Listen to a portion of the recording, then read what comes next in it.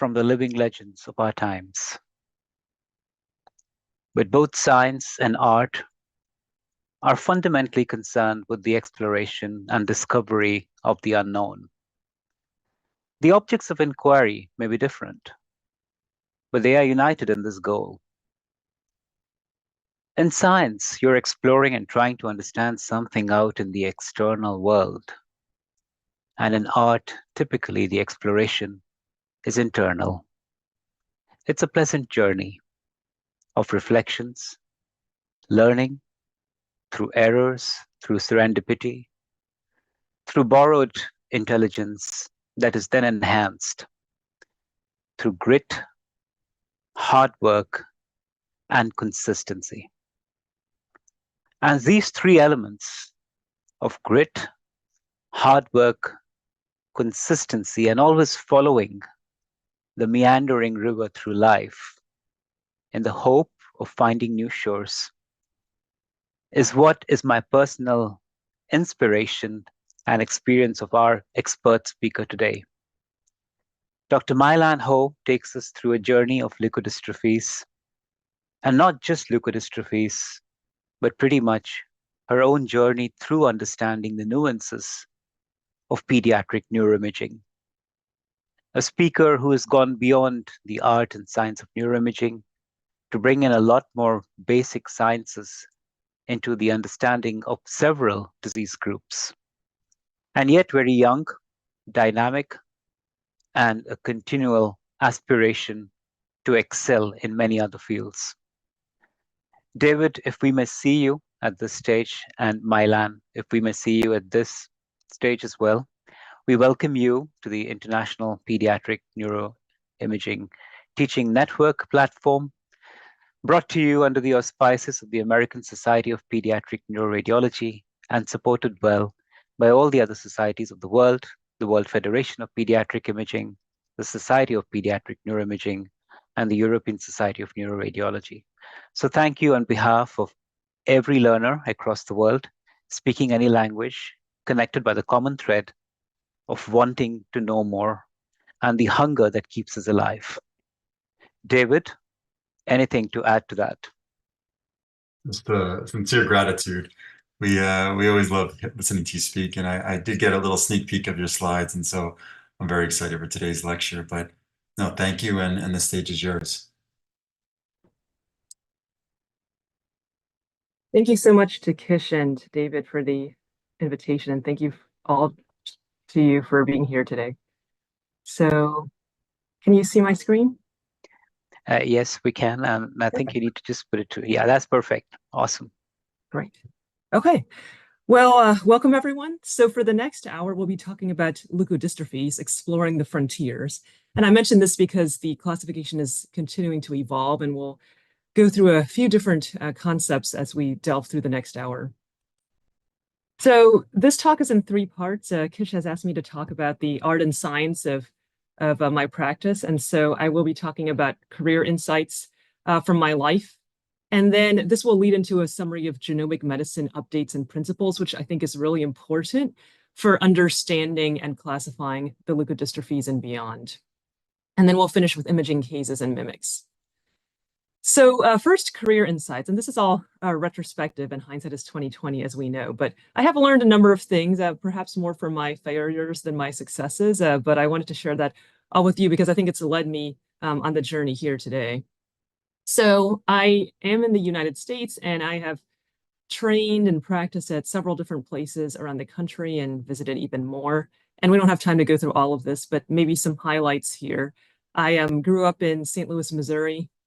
Spent the first half of my life there, and incidentally, I was the reigning math contest champion in the state from 6th through 10th grade, which is when I left for college. I don't know what that means other than that perhaps Missouri wasn't that great at math at the time, but so it was. And I also played violin. So I started when I was 9. So I performed with some professional symphonies during high school, college, and med school off and on. So the St. Louis Symphony and the Modesto Symphony. And then I got into radiology and put it aside for a little bit, but have come back to it in more recent years. And then I was really very excited about abstract math and quantum physics and things like that. But my parents said, well, you'll never make any money if you major in math. So that's what led me to engineering. So I majored in chemical engineering at Stanford and grad school at MIT. And that's what got me really interested in radiology, in fact, because I wanted to do more biomedical / biochemical work, which is how I came back home for medical school. Discovered radiology. There was a lot of natural fit with the technology and engineering. And then I would say over the various faculty jobs I've held, really it's been a winding road in the sense that, you're always looking to grow and discover new things and learning from people in different places, really asking why, understanding first principles and bringing that together also with the art of medicine and radiology.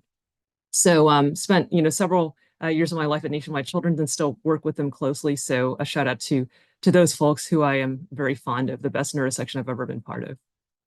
So in terms of drivers in my life, I think there are two major influences. One is the math, science, engineering, of course, the hard techie stuff. And that's really influenced me to look at first principles and really ask why. We don't necessarily always do that in medicine. A lot of medicine is traditionally rather dogmatic and hierarchical, but I think in radiology, it's really necessary to do that. And so really trying to understand first principles and not just accept what someone tells you as verboten, or even there's nothing really pathognomonic in medicine, right? Not truly. So the things you see in training or in textbooks are not necessarily true in real life. So really the spirit of scientific inquiry. And then the other big influence has been the art, the violin in particular. And so I think I've learned a lot of personal skills from that in terms of communication, both verbal and nonverbal, group dynamics, how to really phrase something and deliver a message, and also just time management in terms of practice, intentional practice, and how to succeed in a very focused amount of time. And if you put those together, right, it seems like there's a natural tension between those two approaches, but really the sum can be greater, the whole can be greater than the sum of the parts. And so it's the idea of STEM versus what they call STEAM, right? So bringing the arts, visual, musical, performing arts into science and medicine and really bringing that color and that extra dimension. So you think about things like 3D printing or the metaverse and so forth and so on. So I think there really are ways to combine these different dimensions and influences to really achieve something much greater. So I think one really important concept that I've learned is the idea of balance, right? And this derives heavily from my musical experience. So Paganini, who we all know, he was very tall, long-fingered, had some very difficult pieces that he composed that are still the technical standard today. So it was thought that he had Marfan or some other connective tissue disorder that enabled him to, this is a really huge spread in terms of the fingers here. But he was very much a technician. I mean, it's not that he wasn't expressive, but I think that was really what he was known for. And so Paganiniana and a lot of these other pieces that are performed are really just technical show-offs. It's so-called virtuosic playing rather than truly masterful playing in the sense that bringing the artistry to it because you're just focused on the technique. Another famous violinist, Fritz Kreisler. Now he was very interesting because he liked to do more mental than physical practice. So he had. It's like what you see with professional athletes and musicians as well, that when you get to a certain point in terms of mental physical correlation, you no longer need to practice that much. It's more thinking of the connection between, your brain and the rest of your body, or your mind and your brain. And so really thinking that through in your subconscious or even consciously can be very helpful. So he preferred to walk around holding his dog rather than do a lot of practice. So he practiced actually very little, but he did a lot of mental practice. And so I found that very helpful in terms of visualizing for violin. And I also use it for potentially professionally.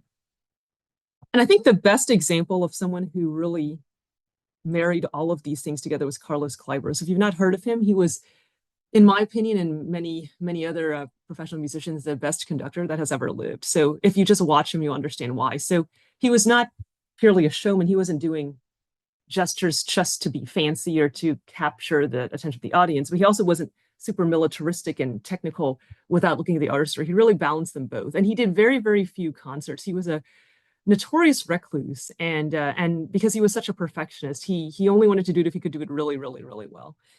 And I don't have time to talk about all of the musical principles, but I did want to emphasize the idea of the musical line. So everything in music has a direction. It's not just one note, one note. It's basically what they call the space between the notes, how you move from one to another.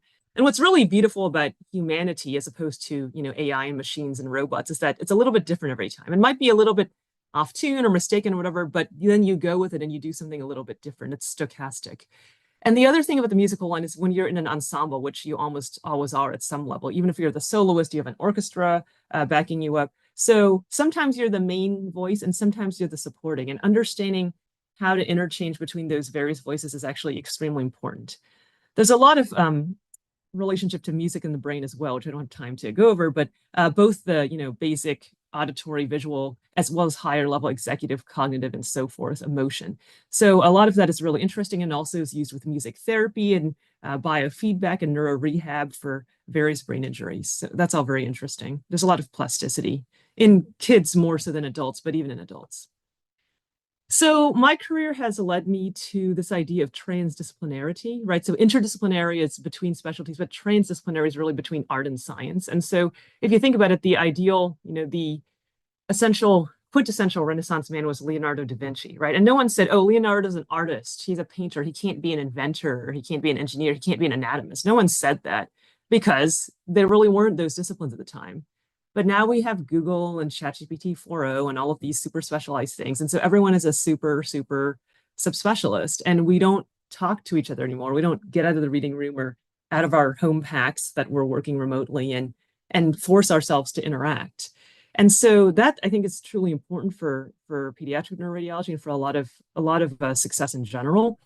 There's this concept of the adjacent possible, right? So you have what's reality now.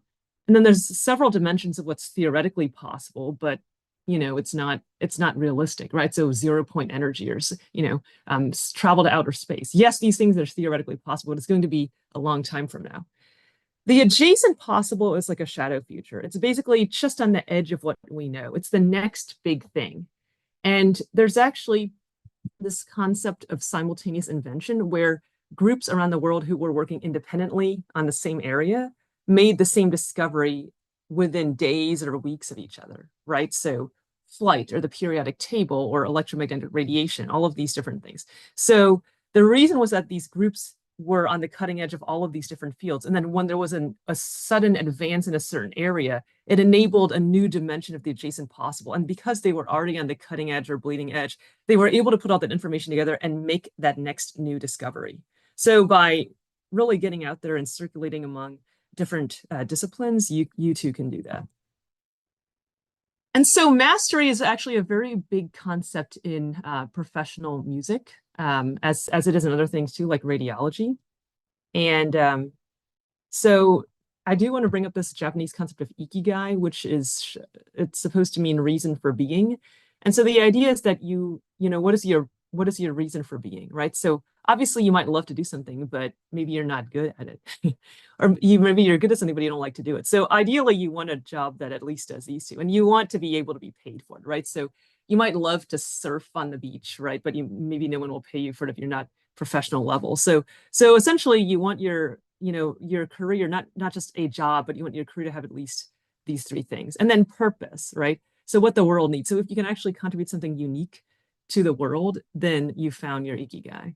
So for me, because I am always kind of pushing towards the things I don't understand and moving closer to, to try to better conceptualize things that I don't know, I've essentially created the intersection of advanced imaging, pediatric neuroimaging, and head and neck imaging, right? So essentially bringing in new advances like genomics, AI, advanced MRI techniques. But all of that is because I was naturally curious and I was able to find that intersection between a lot of areas that I enjoyed learning about. And so there's something called the mastery curve. And the mastery curve is essentially well known among professional musicians and other performers. But the idea is that if you just start something, and then you give up after you have like a short area where you improve at the beginning, and then after that, it becomes a little bit harder to improve as linearly. So then you give up and you drop out. So that's the novice. An amateur gets to an acceptable level of performance, and then they cease to improve because it's good enough. An expert gets to a much higher deliberate plateau because they continue to practice and internalize and deconstruct and reconstruct. So at some level, it's a much higher capability and more skill sets. But still, you do see, for example, child prodigies, right? So they reach their plateau rather earlier. And so maybe they develop more emotion and maturity over time, but they still have a clear plateau. And they aren't necessarily that much better 20 years ago than when they were 8 or 10, right? Or 16. So there is still a plateau that you see because these people are not necessarily looking to do something different. So when soloists, for example, traveling violin soloists get bored because every single week they're just playing a different piece that they already know and getting paid and then traveling again. Sometimes they take essentially sabbaticals, right? They take some time off, and some of this was forced during COVID, or some people have had performance injuries that force them to take time off. And then that's actually when you can regroup and think, what do you want to do next? What do I actually want to contribute to this area?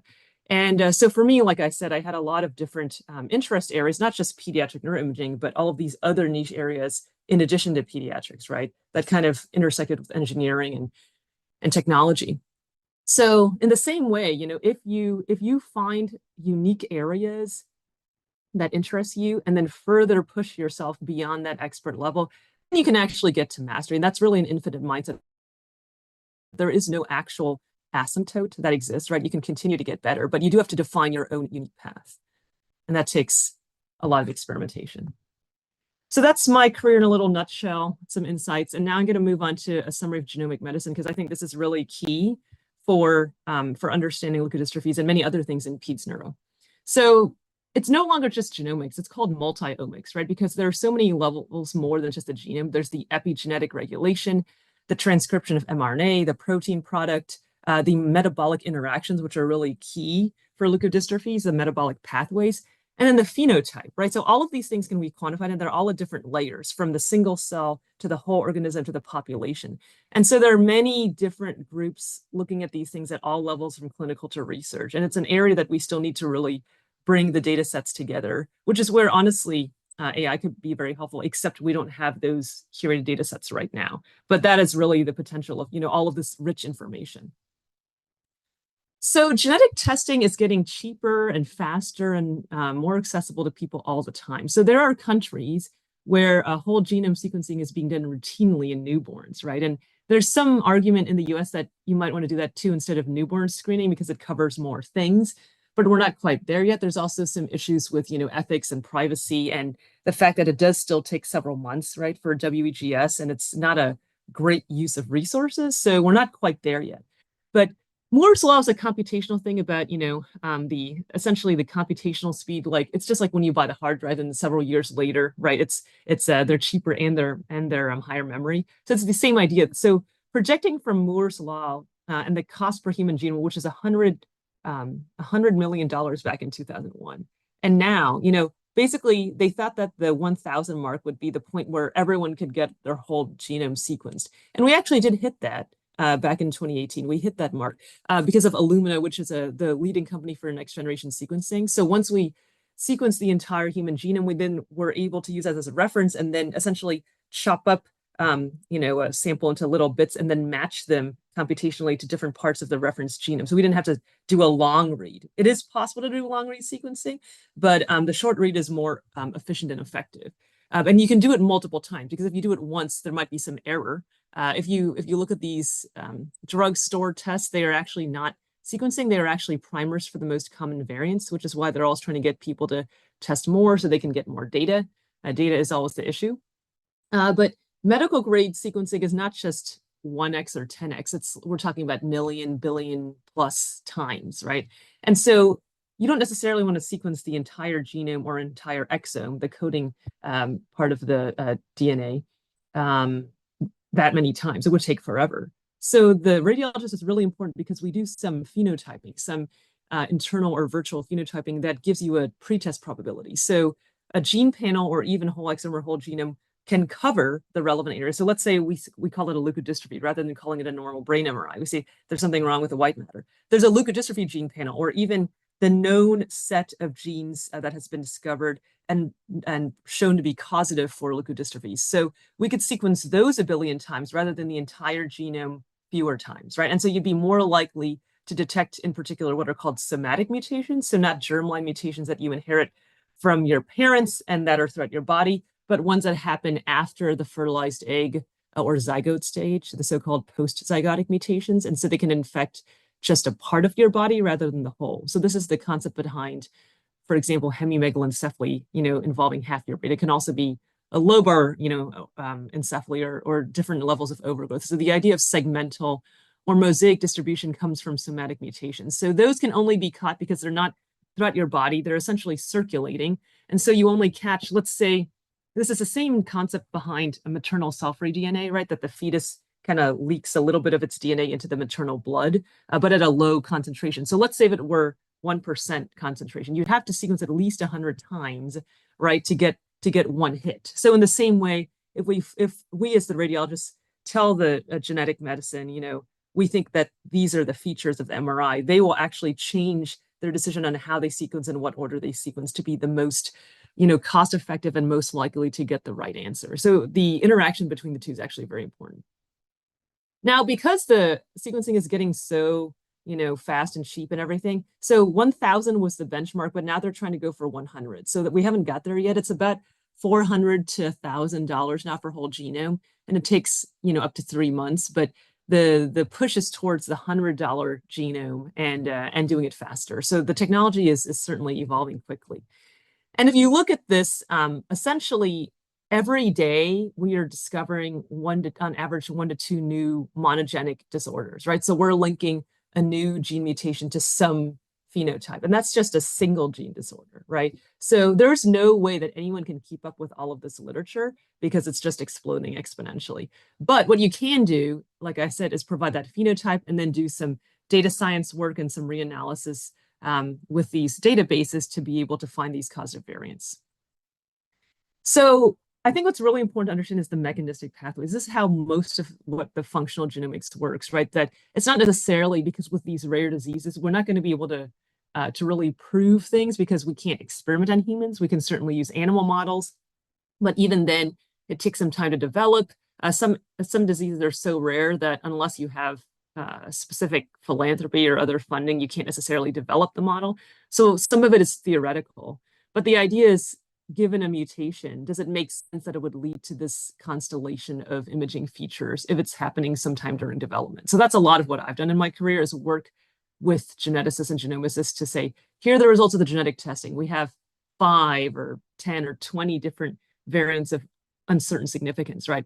Which of these actually look like the MRI, right? Which ones might realistically be the one?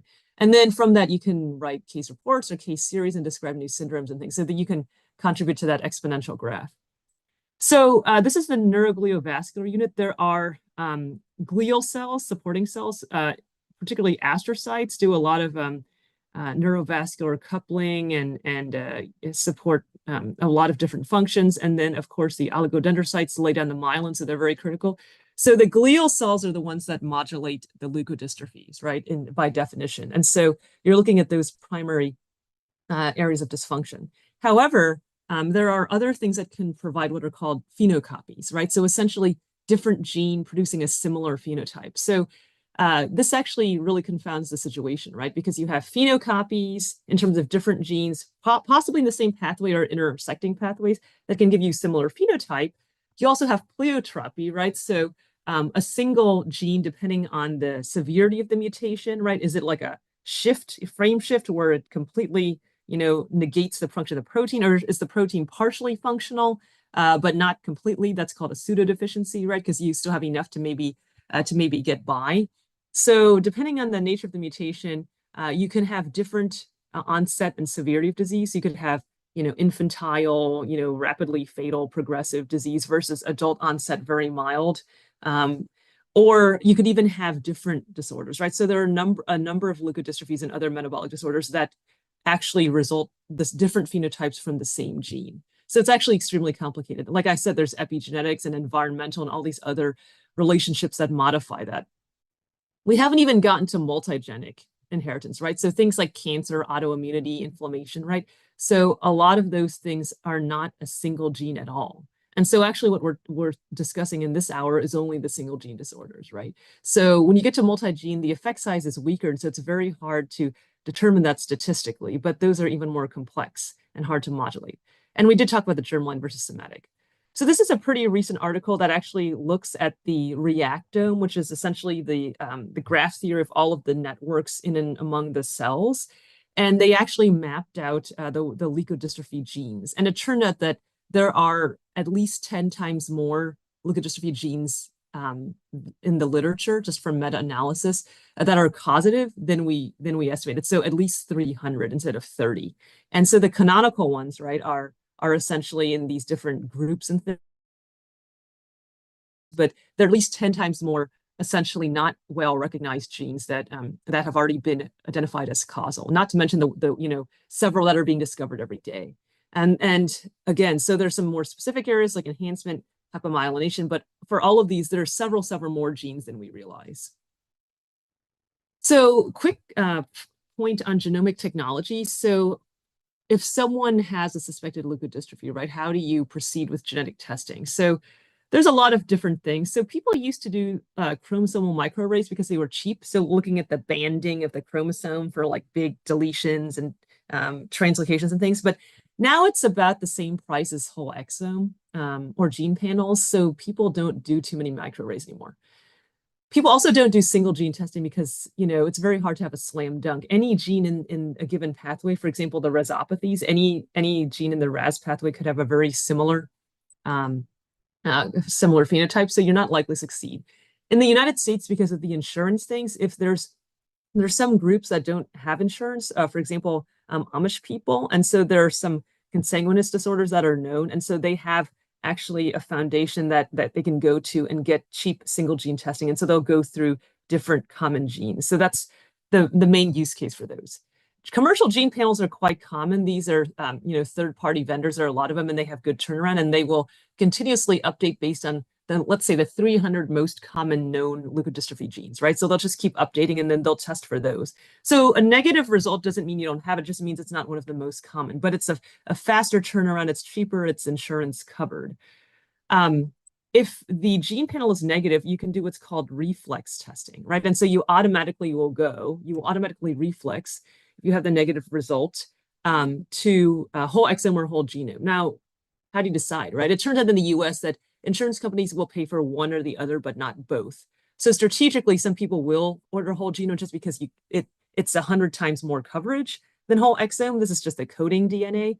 But again, if you were looking for, I think they both can take up to a few months. This is more likely to be positive and robust, but certainly if you don't find something, you can move to this. A lot of people are doing this more on the research side at this point. It's hard to justify it clinically because, yes, there's a lot of non-coding DNA. No, we don't really know what it does to a large extent. I mentioned this concept of reanalysis, which is that, okay, if you look 6 months or a year later, maybe this variant of unknown significance, now there's been a case report or case series where, it actually does cause some phenotype. So then if you go back and you can actually automate and computerize this with a database lookup, then you may actually find an answer to your question. So whole genome transcriptome, so looking at mRNA, looking at the epigenome, so things like methylation and histones, right? So gene silencing and activation, DNA packaging, those can all affect the expression, not just the genes themselves. And then there's some emerging work. So I mentioned the single cell studies. These are really hot because if you actually take a single cell and just look at the expression of all of the mRNA proteins over time, and you do this hundreds of times, every time it's a little bit different. And so it just shows there's an incredible amount of heterogeneity, even in a single cell. So my question, to a collaborator who was just working with a single tuberous sclerosis sample, right, and doing like 200 experiments on it that came out different was, what are you going to get from a single cell? Because you should really be looking at the rest of the brain, et cetera, et cetera.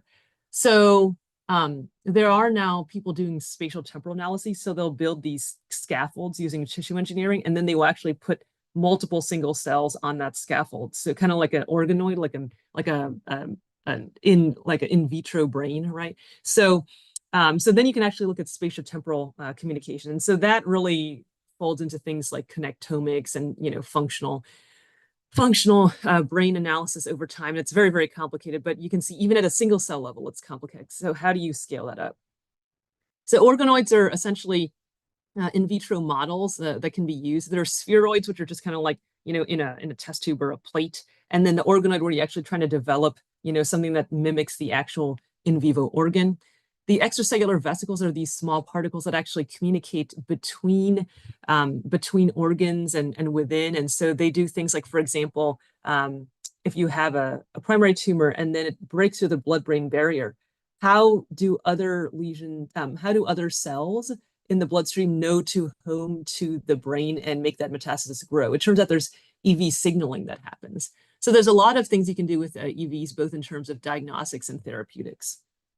And finally, the metagenome. So it's not just the human genome, right? We have our microbiome, right? So there's all these bacteria and viruses and some fungi in our gut, and that actually affects the disease manifestations. So if you look at, for example, mouse or rat models, rodent models, when they come from the lab, each lab, even the same exact mouse model, right? The same gene variant, different labs, if you do like gene therapy or whatever testing on them, they have totally different phenotypes and different results. Some will respond to therapy, some won't, some will get sick, some won't, because they have different microbiomes. A lab rat is basically like a neonatal immune system, whereas a pet rat or a wild rat that's been like roaming around in the wilderness, right? Those have like adult human immune system. So they would be much more accurate models in terms of, disease. The problem is that they're so heterogeneous and not easy to control. The microbiome of the children, essentially they will pass through the birth canal. So a neonate will have a, kind of like a vaginal canal microbiome, but then shortly after, as they begin to feed, right, whether it be a mouse or a human, they will develop a microbiome which is essentially like their mother. So your mother is your first microbiome, right? And then you just go from there, and then the environment starts to seep in. So essentially those factors actually affect disease pathogenesis quite a bit as well. All right, so this leads me to treatment strategy. So it's not, okay, if we understand what causes the leukodystrophy, then what, right? So there are now several disease-modifying therapies that can target the underlying pathogenesis. The problem is that you have to start the treatment early. There's a critical point. So if they've already lost a lot of their milestones and things, you may not be able to help them. At most, you might arrest or palliate the disease, but you won't really help them in terms of quality of life. So it's very important for us as radiologists to have a low threshold / high index of suspicion so that we can actually recommend genetic testing or correlation or whatever. And if they can get their answer early, when the imaging findings may be non-specific, but we're being sensitive, then they could actually go and get the right treatment. So lots of this is imaging and, some of the biochemical testing and pathology and so forth, but it's all guided by, kind of us as radiologists pushing the clinician to say, oh, think about this. And there's all sorts of things that people can do. They can do anything from dietary manipulation, replacing the missing enzyme, editing the gene, trying to block, RNA expression or modulate RNA expression, cell therapies, CAR T cell or stem cell transplant, liver transplant, things like that. So it depends on the particular mechanism, but there's lots of different options. But the key is that you have to start early. So that's where our role is really critical. Okay, so the last half of this talk is going to be imaging, which is what you are all waiting for. So there are a lot of flowcharts published, but every time they keep changing, right? And that's the problem because, as I mentioned, we keep finding new genes. And so I don't think that this is going to be helpful because if it's really simple and easy to understand, it's probably not accurate. And if it's very, very complex, then it's still not going to be accurate and it's very, very confusing. So what I'm going to do, just like as when I was an engineer, we had open book tests. We didn't memorize anything. They told us, we want you to think, and understand. We don't want you to memorize. So I'm going to talk to you about first principles and mechanisms and how you can understand the relationship between genotype and phenotype with the caveats that there's quite a bit of variability. And so it is really a multidisciplinary approach. Okay, so like I said, there are 3 teams. There's the clinician who refers to the radiologist. They're going to have a lot of the history. The radiologist dealing with specific patterns, distributions, and very important, the temporal evolution, right? The tincture of time. How does it change? We could use some advanced techniques as well to look at tissue properties. And then the genomicist, who is on the kind of like the later end of it. And so, genomics is not always the answer, right? Because if they don't test for the right things, if they don't do deep enough sequencing, or they're interpreting them incorrectly, right? So there is that forward and reverse feedback that has to happen between these three groups. So no, they all have complementary information. None of them has all the information. So it really is a team science approach. So clinical history is important. What age, right? So again, the severity, it depends on the gene mutation, but is this an infantile, devastating, disease onset, or is this something like in adult life that was very mild? The presentation, was there inciting factors? So a lot of these leukodystrophies and metabolic disorders are like a second hit, right? So you're already a little bit impaired in terms of your function. So if you have a minor trauma, like a hit to the head, like during sports, or even just falling or something, or a viral illness, right? These things can throw you over the edge when a healthy child might not be affected, but a child with an underlying genetic disorder could be affected. And then the evolution, right? Is it monophasic, right? That would suggest that it's not. It's probably not a leukodystrophy unless it's an acquired, like what we call a leukoencephalopathy or white matter disorder. So is it static or progressive, right? Is it essentially a single insult at a single point in time, but then after that they're progressing in their milestones? So maybe they were set back, but then they continue to progress. Or are they actually losing milestones? If someone is actually regressing in milestones, that's very suspicious, right? I mean, that just doesn't happen normally. So you're dealing with some kind of genetic, metabolic, neurodegenerative kind of thing. Because even if you had a hit, let's say preterm birth, that takes you back, but then you start to myelinate, you start to develop, everything is fine. It's just that you're set back a little bit, but you continue to proceed. So the workup, every state in the United States does some newborn screening, but the coverage varies depending on the law. They do a little heel prick with the blood, and they try to do this in the first day of life, so that if there's one of these devastating conditions that you could go into, metabolic dysregulation or whatever, they can actually address it beforehand. Because many of these are treatable, at least with dietary, guidelines if you know about them. So this is where, in some countries, the whole genome, right, would also give you that information. Next, we do a multi-system exam. So, obviously neurologic things. So head circumference is a big one. Need to check that because that helps with the differential, but also other things, optic nerves, muscles, other organs can be affected because a lot of these mechanisms are system-wide. And then we can do targeted biochemical labs, genetic things. But again, like I said, this could take, depending on the level of sequencing, it could take some months. So you definitely want to do some things in between. And the role of imaging, so we have both forward and reverse genetics. So the idea of trying to figure out from a certain phenotype, what is the, causative genotype, sequencing and trying to find the answer. But if we form a model, right, and we mutate that same gene, can we prove causation? And that's actually much more difficult. But that's the gold standard in terms of, saying that this gene truly is causing this phenotype. As radiologists, we are usually looking at qualitative stuff because we have a lot of referral bias, right? We don't control when the patients come to us. People have to be thinking that maybe, there's something that should be imaged. They could be imaged at any point in their time course. They could be asymptomatic or preclinical. They could be in acute decompensation. They could be in subacute or chronic. Some people are not going to have as much access to medical care, so there's some socioeconomic bias there. And then if they have some test results existing already, that also biases your read, right? I mean, in a Bayesian way. And there is a huge spectrum of presentations, as I mentioned, both polygenic and pleiotropic and phenocopies and so forth.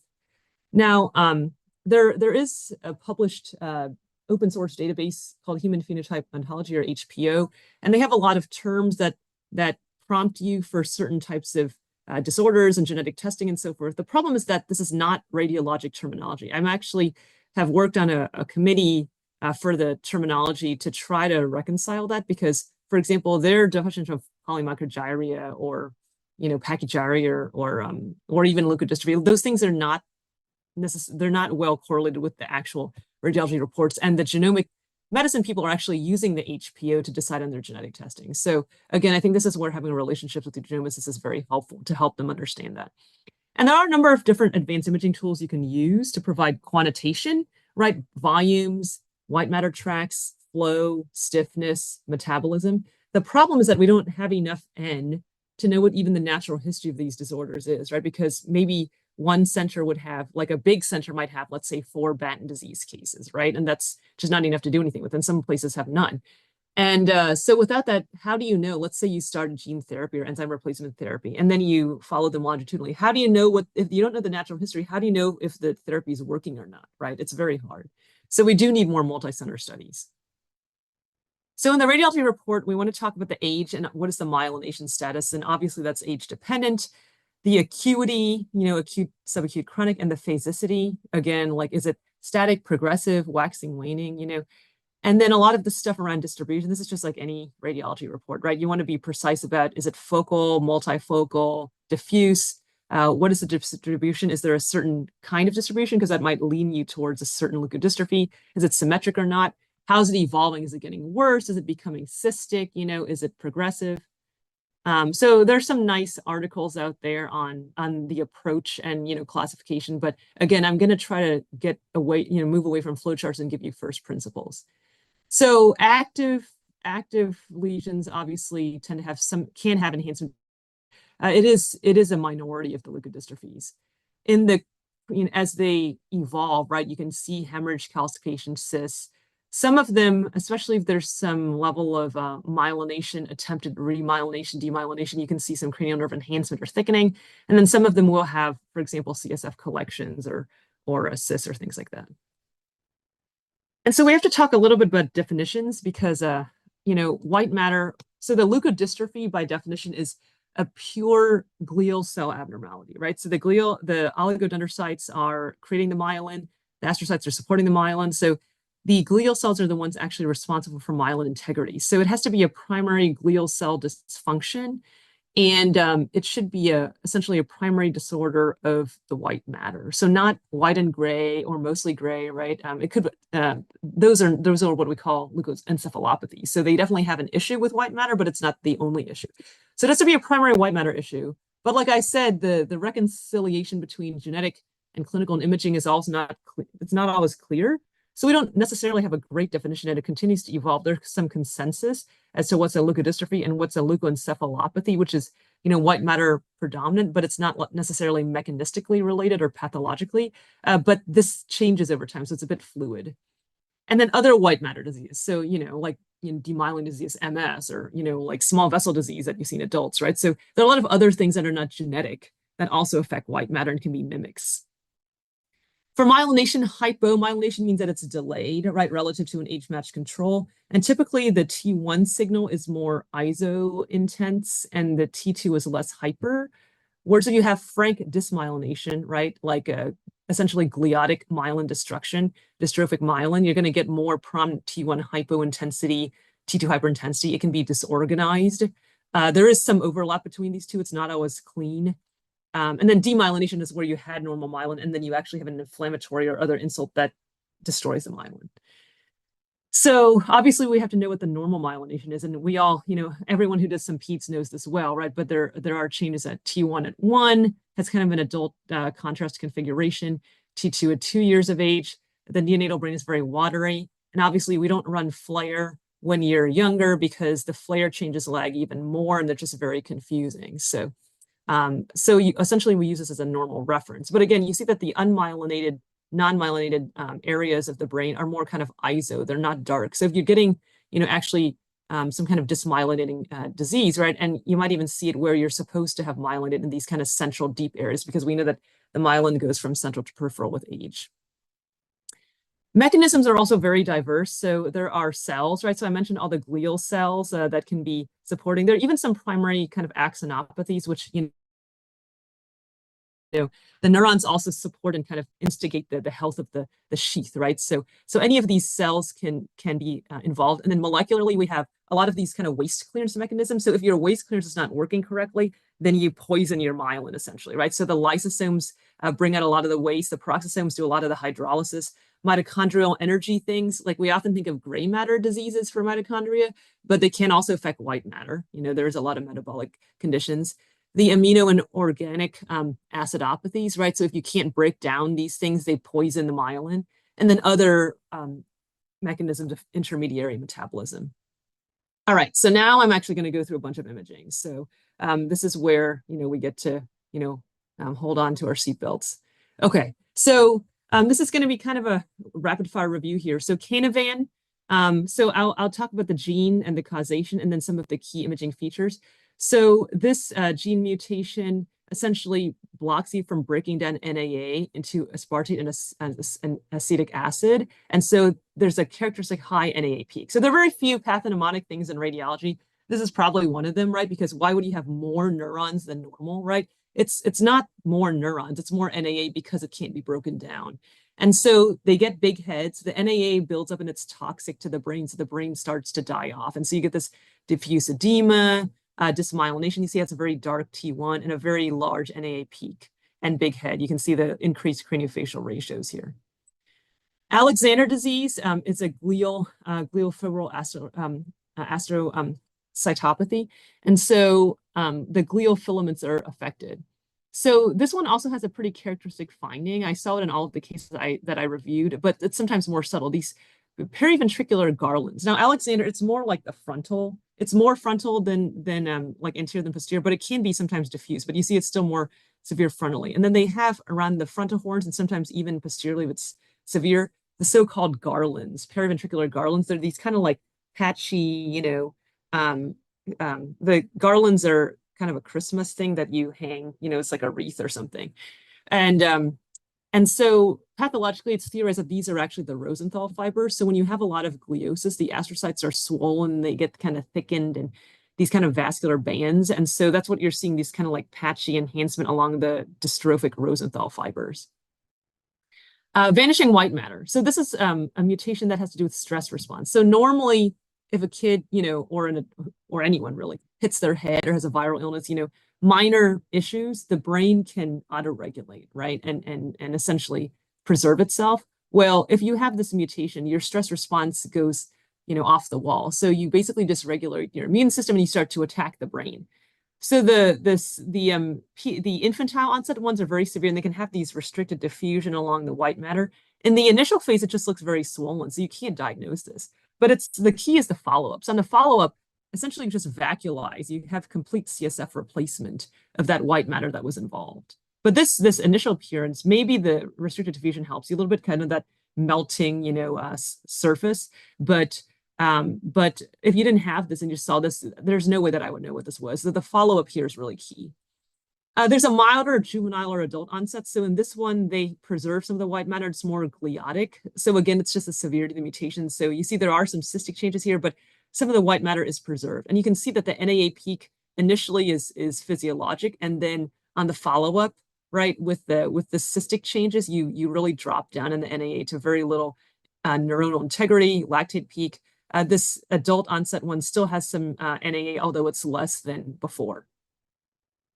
So there are other things that can mimic this. So again, in the early stage, they all look the same, right? So here is megalencephaly with subcortical cyst, MLC, right? This is a glial adhesion molecule. So they do have megalencephaly, big head here. But on follow-up, when you look at this case, you follow it up, they get these subcortical cysts. So this is actually the adhesion between the glia and the cerebral cortex. So that's why you get this vacuolization at that level of the gray-white interface. But they get a lot of different subcortical cysts. And again, there's no way you would know this unless you followed up. There's nothing specific about this appearance, unless you happen to do sequencing and you can reconcile it. But again, it's that interaction between the groups. There's another one. So if you have subcortical cysts, but normal head size or even microcephalic, there's another mutation called RNase T2. So this one deals with RNA breakdown, particularly during development, and it's particularly expressed in the temporal lobes, throughout the white matter. So you get only temporal lobe cysts, and it's static. So this is actually a CMV phenocopy, congenital CMV mimic, because as we know, CMV can also give you white matter and temporal cysts. So if they have no history of CMV, you've done the testing, it's negative, right? And it looks kind of like MLC, but the head's not big, then you want to think about RNase T2. See this case here, very stable over 6 years, whereas MLC would have really degraded a lot. And there are no other cysts anywhere else. Okay, MLD, metachromatic leukodystrophy, is so called because there's a sulfatide enzyme that normally would break down these sulfatides, but then it doesn't. So they accumulate and they are toxic to the brain. Now, there's this characteristic finding that they talk about the tigroid or leopard pattern. It's just essentially the white matter is diffusely involved, and then the perivascular spaces are spared. So I think this is because the glymphatics live in the perivascular spaces, and so they're actually clearing out these toxins. So anything in and around the glymphatic system is relatively spared to the last stages of the disease, but everywhere else is affected, right? And then in terms of the leopard or the tiger, it just depends on whether you're getting the perivascular spaces perpendicular or parallel. I do want to provide the caveat that the tigroid, although it's a specific sign, it is not completely pathognomonic, nor is it sensitive. So these are early MLD cases, and I kind of tried to find cases where I could see a little bit of the tigroid. So there's a little bit of perivascular sparing, but honestly, it's kind of a stretch. And some of the other cases didn't even have this at all. And there are other leukodystrophies that can also have some perivascular sparing because it's a lymphatic thing. So honestly, if you're trying to diagnose this early, it's not going to be as specific. So the problem is that by the time it's obvious, it's too late to help them. There is a recently FDA and EU approved gene therapy for MLD as well.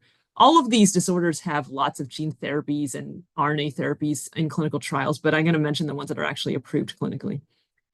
I mentioned the pseudodeficiency, so you can have ARSA mutation that you still have reduced, but some preserved protein function, so that clinically they're normal. But you notice that even though clinically they're normal, they do have some white matter abnormalities. So again, just because they're clinically normal doesn't mean clearly there is still some role of that aryl sulfatide A, that the reduced protein function allows them to function, but they're not completely normal.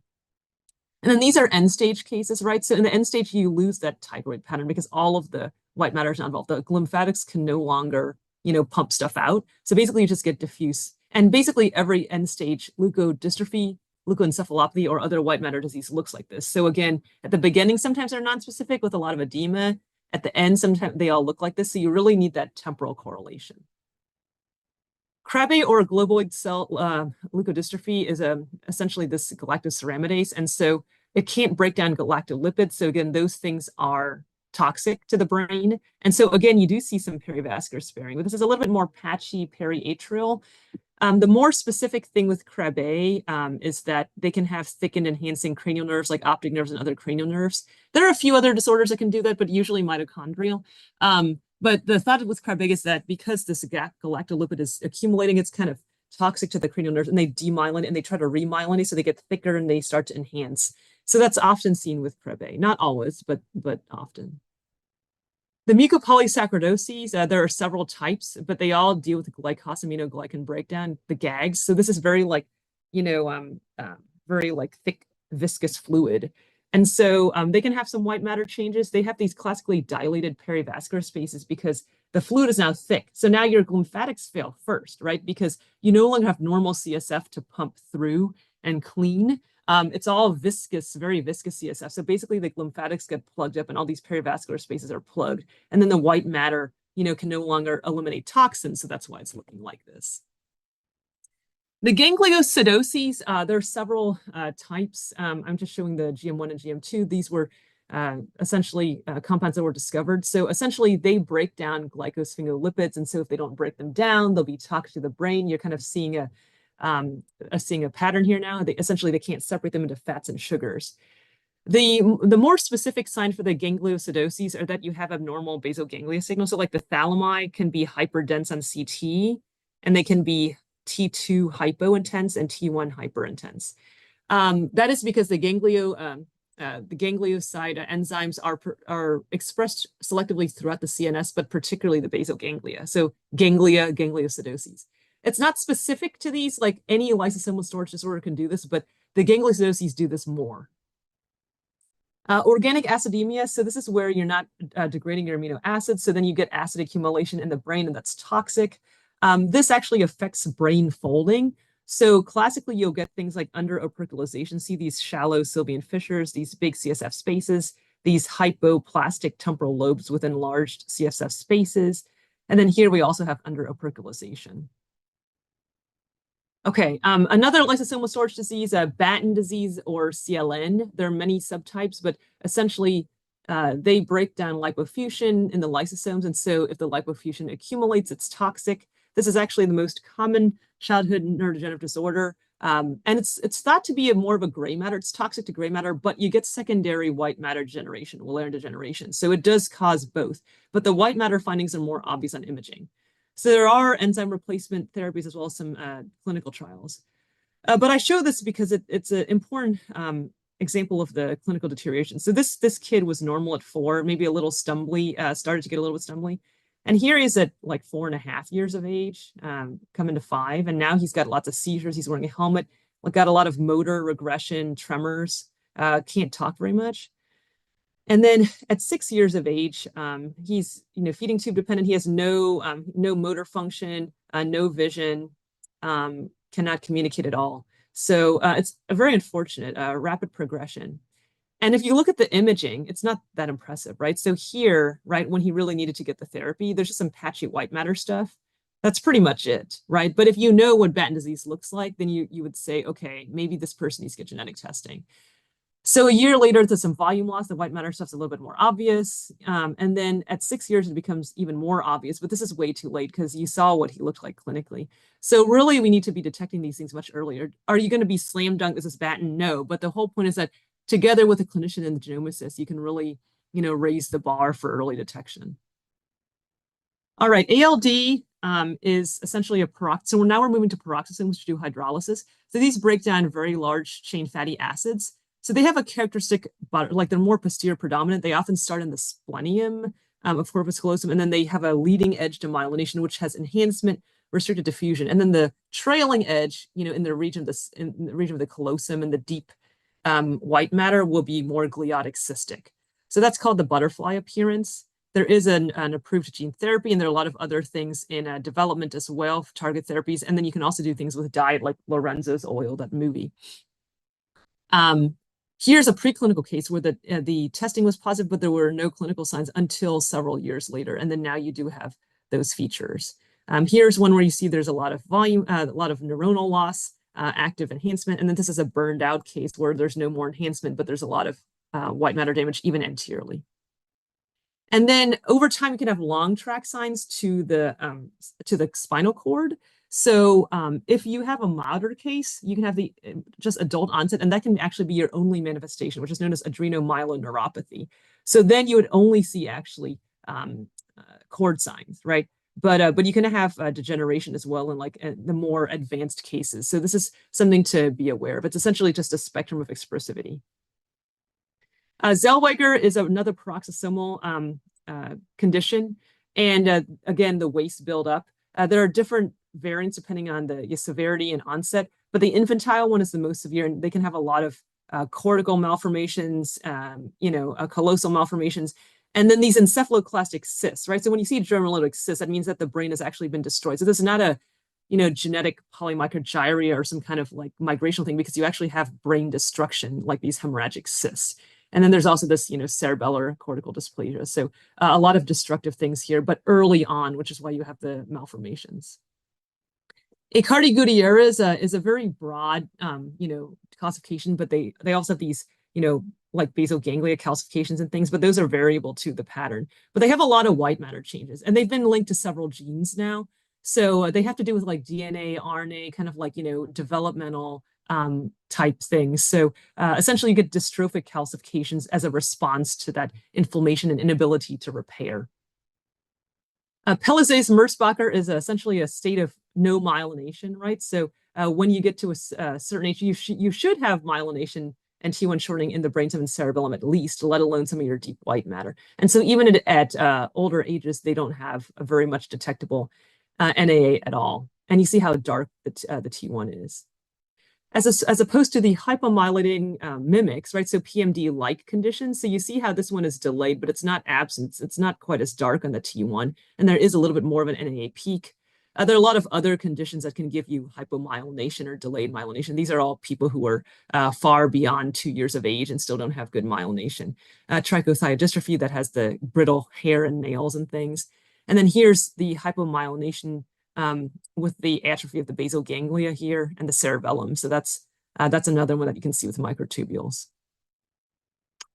Okay, Lee disease and mitochondrial. So even though we think of basal ganglia, and mitochondrial conditions, they can have white matter changes as well, and or hypomyelination, a whole spectrum there. There's also LBSL, which is the leukoencephalopathy with essentially with the basal ganglia and cerebellum and cord findings and high lactate. So these are usually adult onset. And so here are 2 cases where you see the white matter and then a lot of the long tract signs. Classically, it's the lateral corticospinal tracts and the dorsal columns that are involved, but any cervical spine involvement qualifies. And then finally, the dystroglycanopathies. So these are essentially CNS protein and lipid modifications. So these are also neurotoxic, and the variation varies, but you can have a lot of dysmyelination, and then the classically shrunken bright cerebellum. So it's essentially very dysplastic and affects the cerebellum a lot. And they also can have an inositol peak because it's part of the pathway. Okay, so the very last thing, in a few minutes, I will go through mimics, because statistically, these are going to be more common, right? It's more, and most of these are acquired, but a lot of these can look similar to leukodystrophies, but this is where the clinical history and looking at the time course is very important. So I'm just going to fly through these. All right, so I mentioned congenital CMV. You can have migrational abnormalities, white matter things, and temporal lobe cysts, depending on what trimester you were infected. This is typically more like a first, or early second, but this can mimic like the MLC or the RNase T2. Preterm injury gives you these, this volume loss with more angular ex vacuo appearance of the ventricles. We have some different neonatal conditions, which, hopefully are caught by newborn screening. But again, these look very similar to the leukodystrophies, but these are essentially, metabolic disorders that need to be addressed, but they certainly have some white matter involvement. Lots of small vessel disease can do it, right? So lupus, microhemorrhages, macrohemorrhages, PRES can have a lot of white matter changes. Col4A1 or A2, these are collagen 4, which is in the basement membrane of vessels. So you can have even neonatal hemorrhagic strokes, but also if it's a milder mutation, you can see a lot of white matter disease. And then in adults, right, catecil, the smooth muscle of the vessels, can give you quite a bit of white matter and microhemorrhage, particularly in these anterior temporal lobes. Lots of iatrogenic causes, right? The methotrexate leukoencephalopathy, the transient, usually in the centrum semiovalle restricted diffusion, particularly the intrathecal. A lot of chemotherapies can give you leukoencephalopathies. Radiation gives you, the cavernomas, microhemorrhages, small vessel disease, and our osmotic demyelination in the central brainstem. A lot of drugs do this as well. They all kind of look the same, right? So toxic leukoencephalopathies from cocaine, from meth, heroin, and even, heroin analogs. So all of these are very white matter toxic, and in the acute phase, they have a lot of restricted diffusion, sometimes microhemorrhage. End stage MS can look, like confluent white matter, but you're going to see those central veins and those black holes from the individual lesions still. ADEM can diffusely involve white and sometimes gray matter as well. HLH, hemophagocytic lymphohistiocytosis, can give you a lot of white matter abnormalities. And then HIV infection, both CD8 reaction, and then even just the autoantibodies from the chronic volume loss can give you a lot of white matter findings. And then infections, so with HIV, you can have JC virus giving you PML with the subcortical U fiber involvement. You can have advanced syphilis with a lot of involvement. COVID can give you a lot of, microvasculopathy, including white matter stuff. And then Lyme disease can give you cranial nerve enhancement and some scattered white matter stuff. So lastly, how about AI, right? So I hope that having looked at this talk, you can appreciate that in the Gartner hype cycle, we think AI is really great, but especially for rare diseases where there's a lot of heterogeneous presentations and we don't control the data, it's very hard to use AI, right? This is a place where human experts will really reign for a long time. So I did just do a talk at ASNR on the 882 FDA approved machine learning AI devices for neuroradiology. They were all very narrow use cases. There was nothing that was even, close to being able to help with leukodystrophy. So it's really garbage in, garbage out, right? If you don't have the data set, and we do need to develop these multi-center tools. I know Kish is working on some of this to try to bring people together. But like I said, there's so much that has to be done with curation and annotation of data. Otherwise, it's like music, right? There is a robot that was built to play the violin, but if you check it out on YouTube, it's really terrible. And the research side, Enigma is an international imaging genomics consortium, and they are bringing together a lot of really interesting information for different use cases, but they don't have anything for leukodystrophies, right? Because it's so rare, it's so heterogeneous. So that's not an area that they're focused on because the data is not there. However, we do have generative AI and multimodal AI, particularly ChatGPT 4.0, where we're seeing bringing in, text, images, audio, video, all of this different stuff. So there is the potential to do multi-omics in the, in a future state, bringing together, radiology, digital pathology, genomic medicine, and clinomics. And so that's really the vision of precision health, right? You go, essentially, it's multi-scale biology from molecules and cells all the way to patients and population health, bringing together these different quantitative data sets for better, earlier diagnosis and more targeted therapies, optimal prognosis, really personalized medicine. So in conclusion, genomic technologies are really rapidly advancing toward routine use. Radiologic diagnosis really requires a mechanistic understanding and multimodal validation of many different data sets. And only through multidisciplinary collaboration can we have a truly precision medicine approach to these very difficult diseases. Thank you so much for your attention. Amazing. A very, very unique approach to a radiology audience. And I'm sure that whilst they understand images so well, they did not know much of the rest that's happening around this space. So thank you, Mylan. I think you've really thought through in terms of what you would like to show as content to this audience. I'm very happy for you to stop sharing your screen. And yeah, that's beautiful. I like your background as well, very arty. David, if you want to reveal yourself, feel free if you're able to. Lots of commendations, and I quite agree with all of them. Particularly, I think Louise Hatting's comment, let me find it. There are so many thank yous here. It's hard to, she called you an awesome polymath. And I think that's kind of sums it all. Amazing talk by a modern polymath. I quite like that. But Mylan, yes, we have been trying to collaborate in terms of setting up some deep learning systems for automated detection of A, whether there is a leukodystrophy or a suspected leukodystrophy or not, and B, whether there is a pattern that it recognizes as instant. And of course, our deliberations did not truly succeed at that point in time when we started our discussions because of the instant problem with data sharing agreements internationally as a barrier to this kind of research. And then there's this buzz about federated learning that has been happening, but it hasn't really shown its prowess or its yield, so to say. And I think at the basis of getting any leukodystrophy workup correct in the machine learning age, I think the first step is to get a lot of normatives across all age groups in one place. So I'm going to start with something as high-arching as that and pretty much build up on your lecture.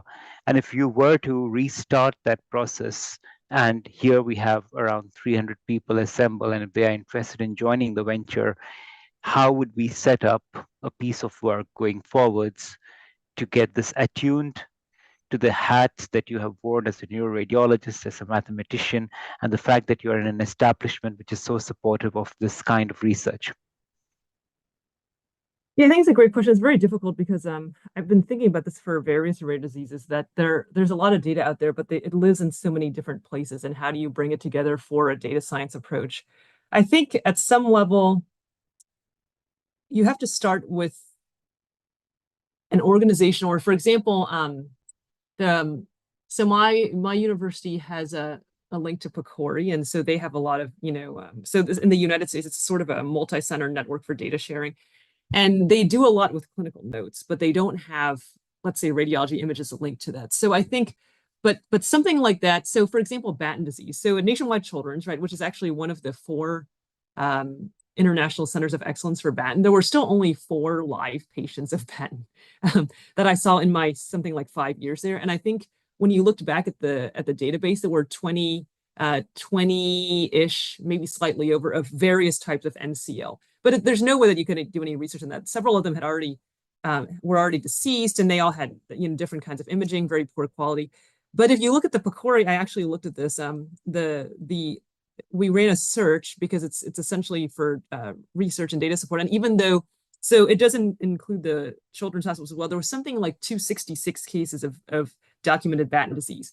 So see, that's a huge start, because 266, I mean, that's a number you can do some machine learning with, at least, maybe even deep learning if you do some transfer work. So the problem is that the images are not there, right? It's just the notes, but that's actually a place to start. So there's a lot of work in radiology now going on, just large language models for radiology reporting. And yes, it's not perfect, but honestly, that's the same thing like someone's clinical patient note, right? There is a level of subjectivity to it, but it's somewhere to start. So if you can take the notes in the labs and so forth and try to develop some sort of probabilistic model, using either large language models, or if you don't have enough data, then common data elements, which PCORI does support, that is really the first step. Then if you can show that you can develop, let's say, a text-based prediction for Batten disease or some other rare disease, leukodystrophies, right?